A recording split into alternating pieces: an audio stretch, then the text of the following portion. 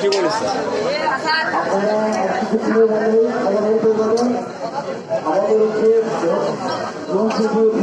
সম্পাদক পদে প্রতিদ্বন্দ্বিতা করেছেন 3 জন। ভোট পড়েছে, মোট ভোট ছিল 153, কাস্টিং ভোট হয়েছে 147 এবং বাতিল হয়েছে 6টি। এর মধ্যে সাংগঠনিক সম্পাদক পদে রফিকুল ইসলাম মই মার্কা প্রাপ্ত ভোট হচ্ছে 28, উনি ভোট পেয়েছেন 28টি। সুলতান আহমেদ ভ্যান মার্কা, উনি ভোট পেয়েছেন 33টি। জাহাঙ্গীর আলম টিউবওয়েল মার্কা সর্বোচ্চ ভোট পেয়েছেন এবং ওনার ভোট সংখ্যা হচ্ছে 80টি।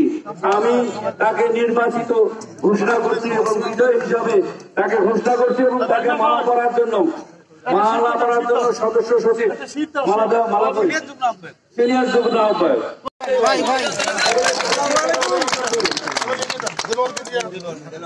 মালা করাবেন।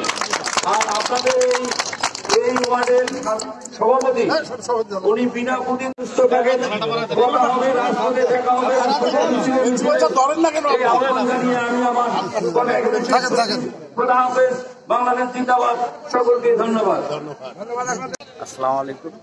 বাংলাদেশ জাতীয়তাবাদী এই 8 নং কর্মী সভায় আজকে আমি সেক্রেটারি পদপ্রার্থী ছিলাম। আজকে আমি নির্বাচিত। আপনারা সবাই দোয়া করবেন এবং দলকে পুনর্গঠন করার জন্য যে সব কাজ করতে হয় তাতে যাতে আমরা সফলভাবে করতে পারি। মানে আমি দলের জন্য যে দলের যে নির্দেশনা আছে সেই অনুযায়ী কাজ করব। ভালো মন্দ আমাদের যারা ভোটার আছে তাদেরকে দিক নির্দেশনা করে সমন্বয় করে তাদের সাথেই ভালো আচরণ করে আমি চলতে পারি। আমার জন্য জাতীয়বাদী দল বিসমিল্লাহির রহমানির রহিম।